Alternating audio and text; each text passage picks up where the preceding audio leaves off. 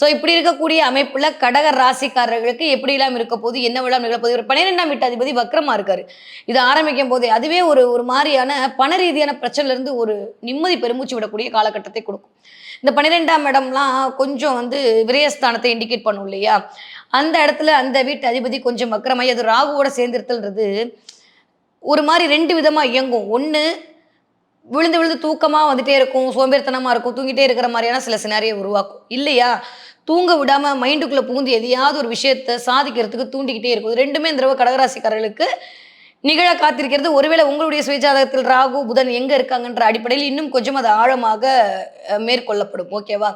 இந்த தடவ நம்ம எதெல்லாம் எக்ஸ்பெக்ட் பண்ணலாம் அப்படின்னு சொல்லி பார்த்தோம்னா, கடகராசிக்காரர்களை பொறுத்தவரைக்கும் இந்த தடவ காரிய வெற்றி கிடைக்க போகுது. இதுவரைக்கும் இல்லாத அளவுக்கு ஒரு மன தைரியம், ஒரு மனத்தெம்பு இதெல்லாம் வரப்போகிறது. 9ஆம் இடத்துல இத்தனை கிரகங்களுடைய ஒரு அமைப்பு அப்படின்றது 2ஆம் இடம் தான் குடும்பம். யாருக்கெல்லாம் குடும்பம் அமையலன்னு காத்துட்டு இருந்தீங்களோ, அவங்களுக்கெல்லாம் குடும்பம் அமைவதற்கான வாய்ப்புகள் 100 விழுக்காடு இருக்கு.